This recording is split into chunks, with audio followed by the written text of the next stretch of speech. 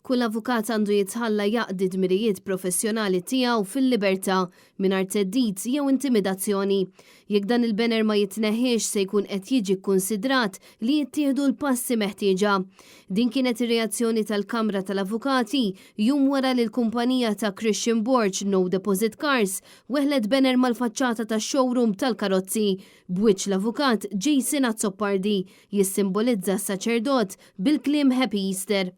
Il-Kamra tal-Avukati kundannat bla riserva dan l-att ta' intimidazzjoni fil-konfront tal-avukat Jason Azzopardi u qalet li sabiex tkun żgurata s-saltna ta' dritt huwa essenzjali li kull avukat jitħalla jaqdi dmirijiet u rwoli tiegħu professjonali fil-libertà u mingħajr xkiel, intimidazzjoni jew teddid.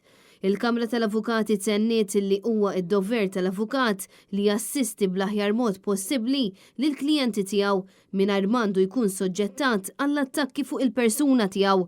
Dan wara li diversi persuni li kienu klijenti ta' din il-kumpanija avviċinaw lil Jason Azzopardi sabiex jirrappreżentom f'kawża fil-konfront tal-kumpanija ta' Borch. Filwaqt li tenniet li fi proċess avversarju huwa ovvju li l-kontroparti f'dak il-proċess ser ikollha xi tajt u ma taqbilx ma' dak li l-avukat ser ikollu xi jgħid biex jagħmel il-każ tal-klijent tiegħu.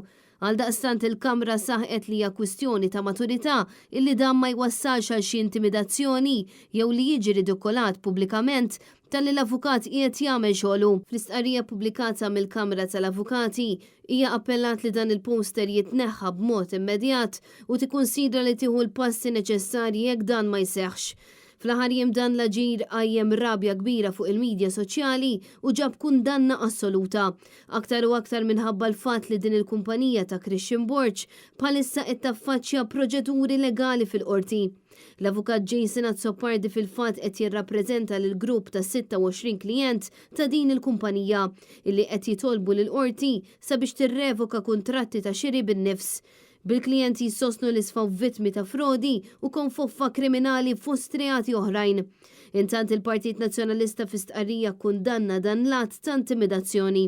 Il-kelliem għall-Ġustizzja Carol Aquilina saħaq li l-imġiba tal-kumpanija ta' Christian Borch mhix aċċettabbli f'soċjetà demokratika u tkompli tikkonferma li f'pajjiżna għadha teżisti kultura ta' impunità li qed igawtu minna klikka ta' nies viċin Robert Abela u Joseph Muscat.